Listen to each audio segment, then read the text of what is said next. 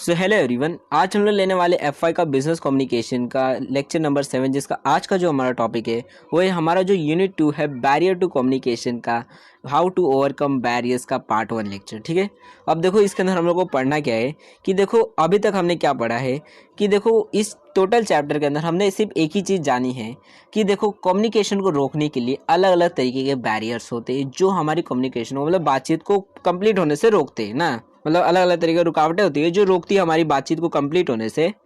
तो अब ये जानना है कि देखो हमने प्रॉब्लम्स के बारे में जान ली, कौन सी प्रॉब्लम्स आएंगी रास्ते में हमारे कम्युनिकेशन के, लेकिन हम उन प्रॉब्लम्स को किस तरह से सॉल्व किया जाए। मतलब अगर किसी भी तरह बैरियर आएगा तो उसको किस तरह से, अब ऐसे मान लो आपके सामने दीवार आएगी तो उस दीवार से किस तरह से आगे बढ़ा जाए, तो उसके बारे में कि उस दीवार को किस तरह से तोड़ के हम जा सकते हैं, तो उसके बारे में टॉपिक है कि to how to overcome barriers. ठीक है, कि मतलब किस तरह से बैरियर को हम ब्रेक करके अपने जो कम्युनिकेशन है उसको कंप्लीट कर सकते हैं। ठीक है, तो अलग अलग जो बैरियर्स है उनके बारे में हम देखेंगे। तो सबसे पहला जो बैरियर है वो है टू ओवरकम फिजिकल बैरियर्स, यानी फिजिकल बैरियर को हम किस तरह से ओवरकम कर सकते हैं। एंड देखो आपके टेक्स्ट बुक के अंदर यहाँ पर मतलब बेसिकली टेक्स्ट बुक के अंदर आपको केस स्टडी भी दी गई है, तो उसके अंदर सिर्फ आपको एग्जाम्पल के लिए एक स्टोरी दी गई है कि मतलब किस तरह की फिजिकल बैरियर्स आ सकते हैं। तो वो आप पढ़ो ना पढ़ो कोई फ़र्क नहीं पड़ता, क्योंकि देखो पेपर के अंदर वो केस स्टडी आने वाली नहीं है। क्योंकि मेनली देखोगे तो फर्स्ट ईयर में आपको किसी भी तरह केस स्टडी नहीं आती है, सेकंड ईयर में एक टाइम पे आ सकती है, तो उतनी ज़्यादा नहीं आती है केस स्टडी, और मेनली अगर आती भी है तो सेकंड ईयर में ही आती है। ठीक है, और आपको ज़्यादा से ज़्यादा एक क्वेश्चन आता है ये एक चैप्टर से। ठीक है, एक क्वेश्चन आएगा, उसमें भी आपको 10 से 15 मार्क्स का रहता है, काफ़ी वेटेज वाला रहता है हर एक चैप्टर से एक क्वेश्चन आते हैं मेनली, और काफ़ी ज़्यादा ही रहते हैं। तो ऐसे क्वेश्चन आ सकते हैं कि write down the barriers of communication and how to overcome that barriers. ठीक है, इस तरह से क्वेश्चन आएगा कि आपको सारे बैरियर्स के बारे में लिखना होगा, और जितने भी मतलब किस तरह से इनको ओवरकम किया जाएगा इसके बारे में लिखना पड़ेगा। किसी भी तरह केस स्टडी लिखने की ज़रूरत नहीं है, तो कोई भी ज़रूरत नहीं है। एग्जाम्पल आप लिख सकते हो चाहो तो, क्योंकि देखो आपको आंसर जो है वो मिनिमम आपको 2 से 3 पन्ना तक भेजना है क्वेश्चन को। ठीक है, मतलब क्वेश्चन के आंसर्स को, तो काफ़ी 3 से 4 पन्ना आपको भरना पड़ेगा, तब आपको 15 मार्क्स पूरा का पूरा मिलेगा। अगर सोचोगे कि 1 से 1.5 पन्ने का लिखूंगा तो आपको आधा मार्क्स ही मिल जाएगा। इसलिए कम से कम आप लोग 3 से 4 पन्ना लिखना पेपर में। तो देखो अब देखते हैं किस तरह का फिजिकल बैरियर होते हैं, मतलब फिजिकल बैरियर को किस तरह से ओवरकम किया जाता है। तो देखो फिजिकल बैरियर के बारे में तो आपको पता ही है, फिजिकल बैरियर किस तरह के हो सकते हैं। जैसे कि मान लो आप किसी से बात कर रहे हो, एक मतलब गाड़ी में बैठे हो, मान लो आप गाड़ी चला रहे हो, और गाड़ी को आपने मान लो ट्रैफिक है तो वहाँ पर आपने गाड़ी को रोक दिया, वहीं पे फ़ोन आ गया आपका। तो उस टाइम पे जब आप बात करोगे तो हो सकता है कि काफ़ी सारे शोर शराबे की वजह से आपकी बातें जो है वो सामने वाले को सुनाई ना दे। ठीक है, मतलब आप क्या कहना चाहते हो वो सामने वाले को सुनाई ना दे, क्या बोल रहा है भाई सुनाई नहीं दे रहा है, इतनी शोर शराबा हो रहा है, खाली होय होय मतलब भोपू का आवाज़ आ रहा है, हॉर्न का आवाज़ आ रहा है, खाली तेरा तो आवाज़ ही नहीं आ रहा है। तो ऐसे टाइम पे आप जो कहना चाहते हो उसको हो सकता है सुना ही ना दे, तो ये भी आपका एक बैरियर बन जाएगा ना। तो ऐसे जो बैरियर्स होते हैं उन्हें हम फिजिकल बैरियर बोलते हैं, जो फिजिकली हमको रोकते हैं। ठीक है, और ऐसे मतलब जैसे हो गया कि मान लो आप किसी से बात करो और बीच में मान लो कोई टांग अड़ा रहा है, ठीक है, बीच में वो अपनी बात बोल दे रहा है, हमारी बात को काट दे रहा है, तो भी एक फिजिकल बैरियर हो गया। या फिर हो सकता है कि मान लो जैसे आप किसी को मैसेज भेजे, उसी टाइम पे नेटवर्क चला गया, ठीक है, या फिर आपका मोबाइल अचानक से बंद हो गया, ऑफ हो गया, आप फ़ोन पे बात कर रहे थे ऑफ हो गया, तो वो भी एक फिजिकल बैरियर हो गया जिसकी वजह से आपकी कम्युनिकेशन कंप्लीट नहीं हुई। ठीक है, अब देखो ये जो फिजिकल बैरियर इसको ओवरकम कैसे कर सकते हैं। तो सबसे पहले आप कर सकते हो कि maintain all instruments of communication, कि जैसे कि टेलीफोन हो गया, आप फ़ोन रखो एक अच्छा खासा सा जिसमें फुल चार्ज हो और रिचार्ज हो, ताकि आप बातचीत कर सको। ठीक है, पहले के टाइम पे तो लाइन वाला वो वायर वाला फ़ोन इस्तेमाल किया जाता था, तो आप अच्छी तरीके से एक फ़ोन रखो जिससे बातचीत कर सको। इंटरकॉम सिस्टम रख सकते हो ज़्यादा अगर अमीर होंगे तो। ठीक है, इंटरकॉम सिस्टम मतलब क्या होता है तो काफ़ी लोगों को पता ही नहीं होगा। तो देखो इंटरकॉम सिस्टम का मतलब होता है जो बंगला होता है ना, आपने देखा होगा मूवी या फिर कार्टून में, जैसे मतलब जैसे आपने सिंचैन में देखा होगा कि नहीं रहता है कि घर के बाहर मतलब एक माइक टाइप में रहता है कि रिंग बजाते तो अंदर से आवाज़ आती है कौन है, फिर यहाँ से आदमी बोलता है कि मैं आदमी हूँ, मतलब मैं ये हूँ, फिर अंदर से उन लोग दरवाज़ा खोलते हैं। ठीक है, इंटरकॉम सिस्टम इसको बोलते हैं। कि बाई चांस मान लो कोई आदमी आ गया, बहुत ज़्यादा इंपॉर्टेंट काम था, वो आपको घर का ठकठका रहा था मतलब दरवाज़ा, और आप नहा रहे थे, आप उधर से चिल्ला रहे हो हाँ भाई रुक आ रहा हूँ, उसको सुनाई नहीं दिया। ठीक है, आप उधर नहा रहे हो, दूसरे रूम में बंगला है तो इसमें सुनाई नहीं दे रहा है, ठीक है। तो इसकी वजह से क्या हुआ कि उसको सुनाई नहीं दे रहा है, तो इसलिए वो वापस चला गया। इसकी वजह से जो बात करने आ रहा था कम्युनिकेशन हो ही नहीं पाई। तो इसके लिए आपके पास अगर इस तरह का इंटरकॉम सिस्टम रहता है तो आप अच्छी तरीके से उसको बोल सकते हो कि भाई 2 मिनट रुक, नहा के आ रहा हूँ। ठीक है। तो इंटरकॉम सिस्टम रख सकते हो, टेलेक्स रख सकते हो। टेलेक्स का मतलब होता है, आपने सुना होगा वैक्स मशीन के बारे में, कि मतलब पहले के टाइम में क्या होता था, अगर मान लो किसी पुलिस थाने से, मतलब जैसे अगर कोई मान लो मेरे को डॉक्यूमेंट भेजना है, मतलब गवर्नमेंट का डॉक्यूमेंट रहेगा या फिर कोई भी डॉक्यूमेंट रहेगा और अर्जेंट में भेजना है, ठीक है, चिट्ठी से नहीं कि 2-3 दिन नहीं लगाना है, मेरे को तुरंत अभी का अभी भेजना है, मतलब 2 मिनट में भेजना है। तो इसके लिए एक मशीन आते थे पहले, टेलेक्स नाम का मशीन था। वैक्स मशीन आपने सुना होगा कि वैक्स भेज देना, कि मतलब एक डॉक्यूमेंट रहेगा, इधर से प्रिंट आउट जैसा मशीन रहता है, प्रिंटर जैसा, कि इधर से हम लोग मशीन को अंदर वो डॉक्यूमेंट डालेंगे और उधर से वो प्रिंट होके निकल जाता है, ठीक है, मतलब थोड़ा बहुत निकल जाता है। तो उसी को टेलेक्स बोलते हैं मशीन को। तो उसके बाद होता है टाइपराइटर, माइक्रोफोन, मतलब माइक, वो सारी चीज़ें आप रख सकते हो जो अच्छी खासी कंडीशन में हो, जिसकी मदद से मतलब जितने भी कम्युनिकेशन के इंस्ट्रूमेंट है वो आपको रखना है, ताकि बातचीत करते टाइम पे आपको प्रॉब्लम ना हो। ठीक है। बंगले में रहते हो तो इंटरकॉम सिस्टम रख सकते हो, और अगर छोटे घर में रहते हो कि एक ही रूम है आपके घर के अंदर, तब तो कोई टेंशन ही नहीं, आपका दरवाज़ा ही वही आपका इंटरकॉम सिस्टम है, आदमी ठक ठक आएगा, ऐसे ही मालूम पड़ जाएगा भैया कौन हो। ठीक है। उसके बाद आपको ये देखना है कि इंश्योर करना है कि नॉइस ना हो जब भी आप किसी से मतलब मीटिंग या फिर बातचीत करते हो। ठीक है। तो मतलब जैसे आप शोर शराबे वाले एरिया में अगर बात करोगे तो यही खाली कहते रह जाओगे, हेलो हेलो हेलो, मतलब बोलते रह जाओगे ना, कि मतलब हेलो सुनाई नहीं दे रहा, आवाज़ क्या बोले, फिर से बोलो थोड़ा, यही चीज़ बोलते रह जाओगे और बातचीत नहीं हो पाएगी। तो कम्युनिकेशन ऐसी जगह पे करना है जहाँ पर उतनी ज़्यादा शोर शराबे ना हो।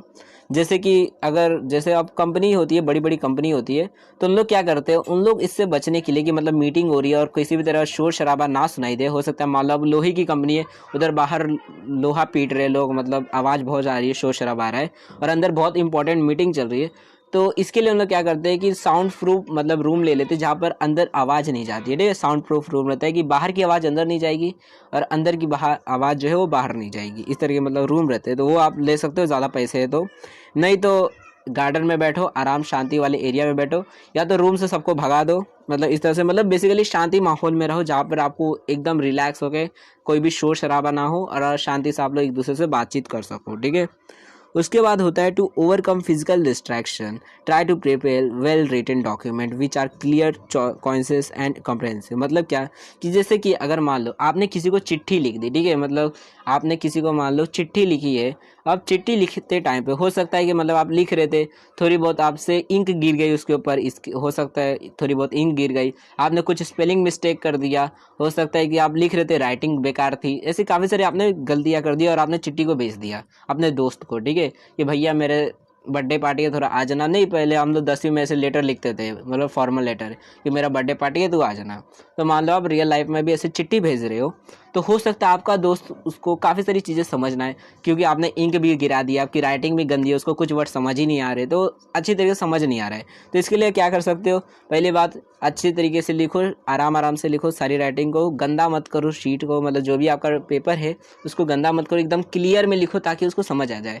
और ज़्यादा तकलीफ होती है तो पहले एक पेपर पे लिख दो, रफ पेपर पे, उसके बाद वापस से लिखो, ताकि मतलब उसको अच्छी तरीके से समझ आ जाए कि मतलब क्या कहना चाहते हो। ठीक है। लेटर की मदद से। और वहीं पे मान लो लेटर नहीं लिखते हो, कि वो तो पुराना ज़माना था, कौन लेटर लिखेगा, चलो फ़ोन पे ही बोल देता हूँ। तो उस टाइम पे जब भी आप ओरल में बोलोगे, मतलब मुंह से अपना बोलने वाले हो कि भैया मेरा बर्थडे पार्टी आ जाओ, तब आपको मतलब अच्छी तरीके से जो भी आप बातचीत करने वाले हो उसको क्लियर वॉइस में बोलना है। मतलब क्या, हो सकता है मान लो कि अब मान लो कि आपको एक स्टेज पे बुलाया गया है स्पीच बोलने के लिए। ठीक है। आपकी आवाज़ मतलब जैसे मान लो आपको गाना ही गाने के लिए बुलाया गया है, ठीक है, गाना गाना, बहुत अच्छा गाना गाते हो, आपकी मतलब आवाज़ बहुत सुरीली है। ठीक है। अब उस टाइम पे जब आप गाना गा रहे हो स्टेज पे, हो सकता है स्पीकर जो है वो फटा हुआ है, तो आप कितनी भी सुरीली आवाज़ निकालो, फटे स्पीकर से खराबी आवाज़ आने वाली है। ठीक है। तो उसकी वजह से क्या होगा, वहाँ पे भन भन भन भन आवाज़ आएगी और आप इधर सुरीली आवाज़ निकाल रहे हो, कुछ पता ही नहीं चलेगा, लोग कितना घटिया गा रहा है ये बोलेंगे, क्या बोलना चाहता है ये तो समझ ही नहीं आ रहा है। तो इसकी वजह से क्या करना है आपको, कि आपका जो आप जब भी ओरल कम्युनिकेशन करोगे, तो अगर आप किसी भी तरह का इंस्ट्रूमेंट इस्तेमाल कर रहे हो कम्युनिकेशन के लिए, बातचीत करने के लिए, तो स्पीकर का ध्यान रखना है कि स्पीकर अच्छे तरीके से हो सकता है मान लो आप फ़ोन ही से बात कर रहे हो, आपके दोस्त का स्पीकर ख़राब है, ठीक है, मोबाइल का स्पीकर ख़राब है, तो आप जो बोल रहे हो उसको सुनाई दे ही नहीं रहा, क्या बोल रहा है बे, स्पीकर मेरा ख़राब है, समझ नहीं आ रहा है, खाली गोई गोई आवाज़ आ रहा है, तो मतलब नहीं समझ आएगा उसको। तो इसलिए स्पीकर अगर आप ओरली बात करते हो तो आप जो भी इंस्ट्रूमेंट रहने वाले हो उसको अच्छी कंडीशन में रहना ज़रूरी है। और अगर मान लो डायरेक्ट मुंह से ही बोल रहे हो तो उस टाइम पे आपको ये इंश्योर करना है कि मतलब आसपास में ज़्यादा नॉइसेस ना हो, बातचीत ज़्यादा ना हो, तो उससे ज़्यादा अच्छे से हो जाएगा बातचीत कि आप जो कह रहे हो वो उसको समझ आ जाएगा, ठीक है। और अगर ज़्यादा शोर शराबे वाले एरिया में करोगे तो आपकी आवाज़ कम आएगी, बाजू वाले की आवाज़ ज़्यादा आएगी, तो लोग को समझ नहीं आएगा आप कहना क्या चाहते हो, आपके दोस्त को पता ही नहीं चलेगा बोल क्या रहा है, ठीक है। उसके बाद देखो, अब सेकंड जो हमारा बैरियर होता है वो होता है सेमेंटिक बैरियर, ठीक है। सेमेंटिक बैरियर का मतलब क्या होता है, तो ये बैरियर होता है लैंग्वेज का बैरियर, कि जैसे मान लो अब जैसे आपकी केस स्टडी दी है उसी को मैं आपको बता देता हूँ। देखो कि एक बॉस था, मतलब एक आदमी था जो अमेरिका से पढ़ लिख के आया था, मतलब काफ़ी पढ़ाई लिखाई की थी उसने, फिर सोचा कि चलो अब इंडिया में जाकर अपना एक बिज़नेस खोल लेता हूँ। तो उसने क्या किया, इंडिया में आकर अपना एक बिज़नेस खोल दिया बड़ा सा, काफ़ी पैसे थे तो बिज़नेस खोल लिया। अब बिज़नेस खोलने के बाद उसने अपने कंपनी में काफ़ी सारे एम्प्लॉयज़ को रख दिया, ठीक है। अब वो क्या, क्योंकि वो देखो अमेरिका से पढ़ा हुआ था तो थोड़ा इंग्लिश बोलता था, इंग्लिश झाड़ता ज़्यादा था, और उसके क्योंकि एम्प्लॉयज़ को भी पढ़ाई लिखा रखा था तो उन लोग भी ठीक ठाक इंग्लिश बोल देते थे, तो उन लोग भी सोचता था कि चलो इंग्लिश में ही तब बात करो, तब क्या टेंशन है, जब इनको भी इंग्लिश मेरे को भी इंग्लिश। तो वो क्या करता था बॉस, वो हमेशा हर एक एम्प्लॉयज़ को हर सुबह, मतलब वो क्या सोचता है कि हर सुबह काम करता हूँ मैं, इन लोगों को टास्क दे देता हूँ कि तुमको दिन भर में ये काम करना है और मैं शाम को आऊँगा तो ये काम कंप्लीट हो जाना चाहिए। तो इंग्लिश में वो बोलता था, मतलब अंग्रेज जो अमेरिका की इंग्लिश है उस हिसाब से वो बोलता था कि do this work in the whole world, मतलब डे, पूरे दिन में ये सारा तुम्हें काम करना है, ये काम करना है, ठीक है। अब एम्प्लॉयज़ जो थे वो थे इंडिया के, और इंडिया में देखो आपको स्टेटिस्टिक बताऊं तो सिर्फ 2% लोग हैं जिनको फराटेदार इंग्लिश आती है, मतलब अमेरिका वाली इंग्लिश जो है वो सिर्फ 2% लोगों को ही आती है। बाकी के जो लोग हैं, देखो पहली बात तो 10% लोगों को ही सिर्फ नॉर्मल इंग्लिश आती है, जैसे आपको नॉर्मली जो इंग्लिश आती है, अगर आपको नॉर्मल इंग्लिश समझ आती है और आप बोल पाते हो तो आप उन 10% में आते हो। तो 10% लोगों को नॉर्मल इंग्लिश आती है, उसमें से 2% लोग जो है उनको फरातेदार इंग्लिश आती है, ठीक है। तो काफ़ी कम लोगों को ही फरातेदार इंग्लिश आती है, और बचे हुए देखो 20% लोग होते हैं जिनको सिर्फ समझ आता है, बोल नहीं पाते इंग्लिश, ठीक है, मतलब उनको समझ आ जाता है कि क्या क्या बोल रहा है लेकिन बोल नहीं पाते हैं इंग्लिश को, ठीक है। तो सिर्फ 2% लोगों को ही इतना कड़क इंग्लिश समझ आएगा। अब क्योंकि वो अपने एम्प्लॉयज़ से अमेरिका वाली इंग्लिश झाड़ रहा था कि मतलब देखो तुमको ये काम करना है, इंग्लिश में एकदम बोल रहा था, तो इसके वजह से उसके एम्प्लॉयज़ को सही ढंग से समझ नहीं आ रहा था कि मतलब वो जो वर्कर मतलब बॉस है वो बोलता था कि जा ये डॉक्यूमेंट को प्रिंट आउट करके आ, मतलब cut that document to the office, मतलब उसको बोलता था कि ये जो डॉक्यूमेंट है इसको जा और उस ऑफिस में रख जा, प्रिंट आउट कर देना। तो वो क्या सोचता था कि कट बोल रहा है, कट का मतलब दो होता है। देखो आप देखना, आप जब मोबाइल में कॉपी करते हो तो वहाँ पे ऑप्शंस आते हैं कट और कॉपी का, ठीक है। कट का मतलब होता है इधर से उठाकर उधर रख देना, ठीक है। तो इसका ये जो एम्प्लॉय है इसका मतलब ये क्या समझ लेता कि मेरे को डॉक्यूमेंट को काट देना है, मतलब फाड़ देना है, फेंक देना है इसको, तो ये कहना चाहता है, उसको ये लगता था। तो हमेशा क्या करता था, वो जो बोलता था उस हिसाब से वो कुछ गलत काम कर देता था, क्योंकि उसको समझ ही नहीं आता था बोलना क्या चाहता है। और हर बार ये यही देखता था एम्प्लॉय के अंदर कि ये तो गलत काम कर रहे हैं, मैं जो बोलता हूँ वो करते ही नहीं है। तो इसकी वजह से उसने क्या किया कि उन सारे एम्प्लॉयज़ को अपने कंपनी से भगा दिया कि तुम लोग अच्छे से काम नहीं करते हो, भागो इधर से। तो उसके बाद जब भगा दिया तो उसने नए नए एम्प्लॉयज़ को लाया जो उससे ज़्यादा, उसको लगा कि ज़्यादा पढ़े लिखे, इनको रखूँगा, इन लोग को सब समझ आएगा मैं क्या क्या कहना चाहता हूँ। तो उन लोग को जब उसने टास्क दिया कि चलो तुमको एक काम करना है, cut that document to the my office, ऐसे ऐसे बोलता था, मतलब मेरे डॉक्यूमेंट को इधर उधर कर दो, ये काम करना है तुमको, सारी चीज़ें बोलता था।